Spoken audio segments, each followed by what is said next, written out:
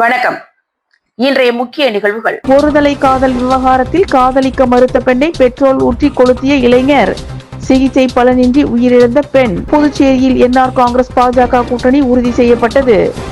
NR காங்கிரசுக்கு 16 தொகுதி, பாஜக கூட்டணி கட்சிகளுக்கு 14 தொகுதி ஒதுக்கீடு. சிவில் சர்வீஸ் தேர்வில் வெற்றி பெற்ற புதுச்சேரி அமலோர் போம் பள்ளியை சேர்ந்த முன்னாள் மாணவி தங்க நாணயம் வழங்கி மாணவர்கள் முன்னிலையில் பாராட்டு தெரிவித்த பள்ளி நிர்வாகம். சட்டமன்ற தேர்தல் எதிரொலி. துணை ராணுவத்துடன் இணைந்து தீவிர வாகன சோதனையில் ஈடுபட்ட போலீசார்.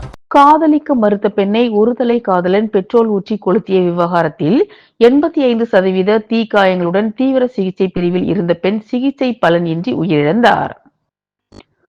புதுச்சேரி நேதாஜி நகர் பகுதியை சேர்ந்தவர் ஷர்மிளா. இவர் தனியார் ஜவுளி நிறுவனத்தில் பணிபுரிந்து வருகிறார். இவரை புதுச்சேரி வானரப்பேட்டை இந்திரா நகர் பகுதியை சேர்ந்த ஜோசப் ஒருதலையாக காதலித்து வந்துள்ளார். ஜோசப்பிற்கு ஏற்கனவே திருமணமாகி 2 குழந்தைகள் உள்ள நிலையில் அவர் தனது மனைவியிடம் இருந்து விவாகரத்து பெற்று தனியாக வாழ்ந்து வந்துள்ளார். இந்நிலையில்தான் ஜோசப் ஷர்மிளாவை ஒருதலையாக காதலித்து வந்ததாக கூறப்படுகிறது. மேலும் கடந்த 1 மாதமாக ஷர்மிளாவை தினம்தோறும் அவர் செல்லும் இடங்களில் பின்தொடர்ந்து சென்று காதலிக்குமாறும் தன்னிடம் பேசுமாறும் ஜோசப் அவரை வற்புறுத்தியுள்ளார். இதனால் ஆத்திரமடைந்த ஷர்மிளா பெரிய கடை காவல் நிலையம் மற்றும் ஒதியஞ்சாலை காவல் நிலையத்தில் புகார் அளித்துள்ளார். இந்நிலையில் ஷர்மிளா நேற்று இரவு 9 மணி அளவில் வழக்கம் போல அண்ணா சாலையில் இயங்கி வரும் தனியார் ஜவுளி நிறுவனத்தில் தனது பணியை முடித்துவிட்டு இரவு அண்ணா சிலை அருகே உள்ள உழவர் சந்தை வழியாக வீடு திரும்பிய பொழுது அங்கு ஜோசப் பெட்ரோலுடன் காத்திருந்தார். இதனிடையே அங்கு வந்த ஷர்மிளாவிடம் மீண்டும் தன்னை காதலிக்குமாறும் தன்னிடம் பேசுமாறும் வற்புறுத்தியுள்ளார். இதில் இருவருக்கும் வாய் தகராறு ஏற்பட்டதில் ஆத்திரமடைந்த ஜோசப் தன் கையில் கொண்டு வந்த பெட்ரோலை அந்த பெண்ணின் மீது ஊற்றி தீயிட்டு கொளுத்தியுள்ளார். இதில் தீ மலமளவென பரவி உடல் முழுவதும் எரிந்த நிலையில் ஷர்மிளா 100 அடி தூரத்திற்கு ஓடி சென்று கீழே விழுந்துள்ளார். இந்நிலையில் உடல் முழுவதும் எரிந்து 85% தீக்காயங்களுடன் உயிருக்கு போராடிய ஷர்மிளாவை அருகில் இருந்தவர்கள் மீட்டு புதுச்சேரி அரசு மருத்துவமனைக்கு சிகிச்சைக்காக அனுமதித்தனர். அங்கு அவருக்கு தீவிர சிகிச்சை பிரிவில் சிகிச்சை அளிக்கப்பட்டு வந்தது. 15 மணி நேரம் கடந்த பிறகு சிகிச்சை பலனின்றி பெண் பரிதாபமாக உயிரிழந்தார். புதுச்சேரியில் முதலமைச்சர் ரங்கசாமியுடன் நடத்தப்பட்ட பேச்சுவார்த்தையில் கூட்டணி உறுதி செய்யப்பட்டது. கடந்த முறை போல என்ஆர் காங்கிரஸ் 16 தொகுதிகளிலும், பாஜக மற்றும் கூட்டணி கட்சிகள் 14 இடங்களிலும் போட்டியிடும் என பாஜக மேலிட பொறுப்பாளர் நிர்மல்குமார் கூறியுள்ளார். புதுச்சேரியில் என்ஆர் காங்கிரஸ் பாஜக கூட்டணி குறித்து மத்திய அமைச்சரும் பாஜக தேர்தல் பொறுப்பாளருமான மன்சுக் மாண்டவியா தலைமையில் தனியார் ஓட்டலில் முதலமைச்சர் ரங்கசாமியுடன் ஆலோசனை கூட்டம் நடைபெற்றது. இந்த கூட்டத்தில் பாஜக மேலிட பொறுப்பாளர் நிர்மல்குமார் சுரானா, அமைச்சர் லட்சுமி நாராயணன் ஆகியோர் இருந்தனர். இந்த கூட்டத்தில் தேசிய ஜனநாயக கூட்டணி இறுதி செய்யப்பட்டது. இதனையடுத்து பாஜக தலைமை அலுவலகத்தில் செய்தியாளர்களிடம் பேசிய பாஜக மேலிட பொறுப்பாளர் நிர்மல்குமார் சுரானா, எங்களது தேர்தல் பொறுப்பாளரும் மத்திய அமைச்சருமான மன்சுக் மாண்டவியா தலைமையில் முதலமைச்சர் ரங்கசாமியுடன் கூட்டணி தொடர்பாக ஆலோசனை நடத்தியதாகவும், கடந்த தேர்தலில் பாஜக என்ஆர் காங்கிரஸ் கூட்டணிக்கு ஒதுக்கப்பட்ட இடங்களில் இந்த முறையும் நிற்கும் என்றும், அதில் என்ஆர் காங்கிரசுக்கு 16 இடங்களும், பாஜக மற்றும் கூட்டணி கட்சிகளுக்கு 14 இடங்களிலும் தொகுதிகள் ஒதுக்கப்பட்டு முடிவெடுக்கப்பட்டது என்றும் கூறினார். மேலும் தமிழகத்தில் என்ன கூட்டணி உள்ளதோ அதே கூட்டணி புதுச்சேரியிலும் தொடரும் என்றும், அதிமுக கடந்த முறை 5 தொகுதிகளில் போட்டியிட்டது, இந்த முறையும் அவர்களுடன் பேசி எத்தனை தொகுதி என்று ஒதுக்கப்படும் என்றும் கூறினார். யுபிஎஸ்சி தேர்வில் சாதனை புரிந்துள்ள புதுச்சேரி அமலோர் போம் பள்ளி முன்னாள் மாணவி டாக்டர் வைகவி விஎஸ் அவர்களுக்கு பாராட்டு விழா நடைபெற்றது. புதுச்சேரி வானரப்பேட்டையில் அமைந்துள்ள அமலோர் போம் மேல்நிலைப்பள்ளியின் முன்னாள் மாணவி டாக்டர் வைகவி விஎஸ் மத்திய அரசு தேர்வு பணியாளர் தேர்வாணையம் நடத்திய சிவில் சர்வீஸ் தேர்வில் அகில இந்திய அளவில் 306வது இடம் பிடித்து சாதனை படைத்துள்ளார். இந்த சாதனையை முன்னிட்டு பள்ளியில் பாராட்டு விழா மற்றும் செய்தியாளர் சந்திப்பு நடைபெற்றது. டாக்டர் வைகவி ஜூலை 19, 1999 அன்று டாக்டர் வேலு சரவணன், திருமதி முத்துலட்சுமி தம்பதியினருக்கு மகளாக பிறந்தார். தனது ஆரம்ப கல்வியை தலைக்கோல் மற்றும் லிட்டில் ஏஞ்சல்ஸ் பள்ளிகளில் பயின்ற அவர் பின்னர் சங்கரா வித்யாலயாவில் 5ஆம் வகுப்பு வரை பயின்றார். 6ஆம் வகுப்பு முதல் 12ஆம் வகுப்பு வரை அமலூர் போ மேல்நிலைப் பள்ளியில் பயின்று 2016ஆம் ஆண்டு மேல்நிலை படிப்பை நிறைவு செய்தார். மருத்துவத் துறையில் ஆர்வம் கொண்ட இவர் அரசு பல் மருத்துவக் கல்லூரியில் BDS படிப்பை தேர்வு செய்து 2022இல் வெற்றிகரமாக முடித்தார். சமூக சேவையில் உள்ள ஈடுபாடு காரணமாக 2023ஆம் ஆண்டு சிவில் சர்வீஸ் தேர்விற்கான ஆயத்த பணிகளை தொடங்கினார். ஆங்கில இலக்கியத்தை விருப்ப பாடமாக தேர்வு செய்து சுமார் 2½ ஆண்டுகள் தினமும் 8 முதல் 9 மணி நேரம் திட்டமிட்டு படித்தார். இவருடைய விடாமுயற்சியின் பலனாக தற்போது இந்திய தகவல் சேவை துறையில் பணியாற்றும் வாய்ப்பை பெற்றுள்ளார். பாராட்டு விழாவில் மாணவர்களுடன் உரையாடிய டாக்டர் வைகவி தனது வெற்றிக்கு அமலோற்பவம் பள்ளியில் கிடைத்த அடித்தளமே முக்கிய காரணமாக அமைந்தது என குறிப்பிட்டார். தொடர்ந்து அவர் மாணவர்களுக்கு ஆலோசனைகளை வழங்கினார். பள்ளி நூலகத்தை முழுமையாக பயன்படுத்திக் கொள்ளுங்கள், கல்வியை மகிழ்ச்சியுடன் அணுகுங்கள், பாடங்களுடன் சேர்த்து வினா விடை விவாதம் போன்ற கூடுதல் செயல்பாடுகளிலும் பங்கேற்கவும், மனநலத்தை பாதுகாப்பாக வைத்துக் கொள்வது தேர்வுக்கு மிக அவசியம் என்றும் அவர் குறிப்பிட்டார். நிகழ்ச்சியில் அமலோற்பவம் பள்ளியின் மூத்த முதல்வர் திரு ச. அந்தோணிசாமி அவர்கள் பேசுகையில், டாக்டர் வைகவியின் இந்த சாதனை தற்போதைய மற்றும் எதிர்கால மாணவர்களுக்கு ஒரு சிறந்த முன்மாதிரியாக அமையும் என்று வாழ்த்தினார். பள்ளி நிர்வாகத்தின் சார்பில் டாக்டர் வைகவி அவர்களுக்கு 8 கிராம் தங்க நாணயம் வழங்கி கௌரவிக்கப்பட்டது.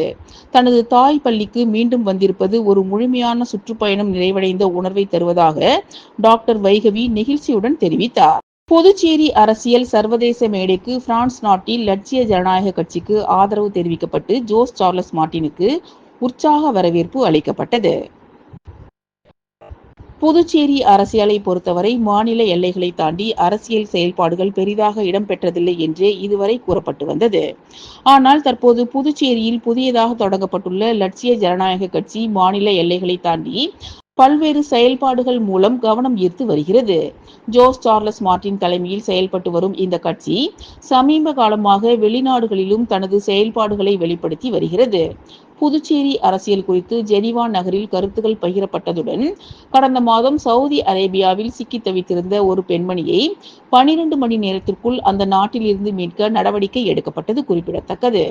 அதேபோல இலங்கை கடற்படையினரால் சிறைப்பிடிக்கப்பட்ட காரைக்கால் மீனவர்களை சட்ட ரீதியான முயற்சிகள் மூலம் மீட்க நடவடிக்கை எடுக்கப்பட்டது. இந்நிலையில் ஜோஸ் சார்லஸ் மார்டின் அவர்கள் பிரான்ஸ் சென்றபோது அங்குள்ள புதுச்சேரி மக்கள் விமான நிலையத்தில் அவருக்கு உற்சாகமான வரவேற்பு அளித்தனர். தொடர்ந்து நடைபெற்ற சந்திப்பு நிகழ்ச்சியில் ஹூமர்பேக் சந்திரமௌலி, ராஜேஷ், இளங்கோ, பச்சையப்பன் மற்றும் முருகன் பத்மநாபன், அகில இந்திய எம்ஜிஆர் பேரவையின் தலைவர் உள்ளிட்டோர் ஜோஸ் சார்லஸ் மார்டின் அவர்களின் முன்னிலையில் லட்சிய ஜனநாயக கட்சியில் இணைந்தனர். இந்த நிகழ்ச்சியில் வெளிநாடுகளில் வசிக்கும் புதுச்சேரி மக்களிடையே லட்சிய ஜனநாயக கட்சிக்கும் அதன் அரசியல் பயணத்திற்கும் நாடு விட்டு நாடு ஆதரவு அதிகரித்து வருவதை வெளிப்படுத்தியுள்ளது. புதுச்சேரியில் போராட்டத்தில் ஈடுபட்ட மீனவர்களுக்கு ஆதரவு தெரிவித்த பாஜக மாநில தலைவர் VP ராமலிங்கம் கோரிக்கைகள் மீது விரைவில் நடவடிக்கை எடுப்பதாக உறுதியளித்தார். புதுச்சேரி நேரு வீதியில் அமைந்துள்ள மீன் மார்க்கெட்டில் இன்று வியாபாரிகள் சாலை மறியல் போராட்டத்தில் ஈடுபட்டனர். லாஸ்பேட்டையில் உள்ள வள்ளி மீன் கடை உரிமையாளர் துறைமுகத்திற்கு மீன்பிடி படகுகள் வந்து சேர்ந்தவுடன் மீன்களை அதிக அளவில் நேரடியாக வாங்கி குவித்து வைத்துக் கொள்வதாகவும், இதனால் மற்ற மீன் வியாபாரிகளுக்கு மீன் பற்றாக்குறை ஏற்படுவதாகவும் அவர்கள் குற்றம் சாட்டினர். மேலும் அந்த மீன்களை ஐஸ் பெட்டிகளில் வைத்து பின்னர் மிகவும் குறைந்த விலையில் விற்பனை செய்வதால் உள்ளூர் மீனவ பெண்களின் வருமானமும் வியாபாரமும் கடுமையாக பாதிக்கப்படுவதாக தெரிவித்தனர். இதனால் பெரும் இழப்பை சந்தித்து வந்த அவர்கள் ஒன்றிணைந்து போராட்டத்தில் நேரு வீதி, காந்தி வீதி சந்திப்பில் மறியல் போராட்டத்தில் ஈடுபட்டனர். இந்த தகவலை அறிந்த பாரதிய ஜனதா கட்சியின் மாநில தலைவர் VP ராமலிங்கம் உடனடியாக சம்பவ இடத்திற்கு விரைந்து சென்று மீனவர்கள் வியாபாரிகளின் கோரிக்கைகளையும் பிரச்சனைகளையும் கேட்டறிந்து அவர்களுக்கு ஆதரவு தெரிவித்து உடனடியாக நடவடிக்கை எடுப்பதாக உறுதியளித்தார். பின்னர் அங்கு வந்த சீனியர் SP கலைவாணனிடம் இந்த பிரச்சனை குறித்து தெரிவித்தார். உங்களது கோரிக்கைகளை மனுவாக அளித்தால் தேவையான நடவடிக்கை எடுக்கப்படும் என்று சீனியர் SP கலைவாணன் பாஜக மாநில தலைவர் VP ராமலிங்கத்திடம் மற்றும் மீனவர்களிடமும் உறுதியளித்தார். திருவண்டார்கோவில் அரசு பெண்கள் மேல்நிலைப் பள்ளியில் 156 மாணவிகளுக்கு சட்டமன்ற உறுப்பினர் அங்காளன் மடிக்கணினி வழங்கினார்.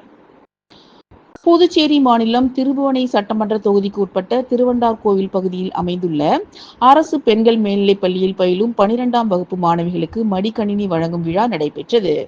விழாவிற்கு தொகுதியின் சட்டமன்ற உறுப்பினர் அங்காளன் சிறப்பு விருந்தினராக கலந்து கொண்டு பள்ளி மாணவர்களிடையே சிறப்புரை ஆற்றுகையில், பொதுத் தேர்வில் மாணவிகள் 100% விழுக்காட்டில் தேர்ச்சி பெற வேண்டும் என்று மாணவர்களிடையே எழுச்சி உரை நிகழ்த்தினார்.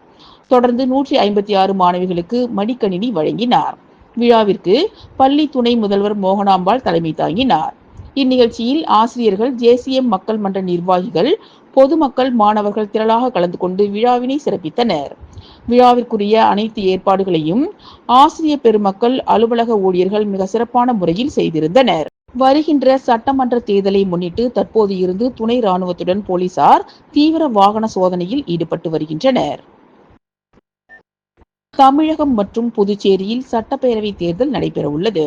இன்னும் ஓரிரு நாட்களில் தேர்தலுக்கான தேதியை தலைமை தேர்தல் ஆணையம் அறிவிக்க உள்ள நிலையில், தமிழகம் மற்றும் புதுச்சேரியில் தேர்தலை முன்னிட்டு பாதுகாப்பு பணிக்கு துணை ராணுவ வீரர்கள் அனுப்பி வைக்கப்பட்டுள்ளனர்.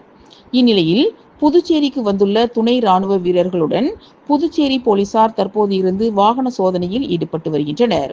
குறிப்பாக புதிய பேருந்து நிலையம், ராஜீவ்காந்தி சதுக்கம், மாநில எல்லைகளில் அண்டை மாவட்டங்களில் இருந்து வரக்கூடிய அனைத்து வாகனங்களிலும் சோதனை மேற்கொண்டு வருகின்றனர். பல ஆண்டுகளாக மக்கள் செயல்பாட்டில் இயங்காத குபேர் திருமண மண்டபத்தை அனிபால் கென்னடி அவர்கள் பிரம்மாண்டமாக திறந்து வைத்தார்.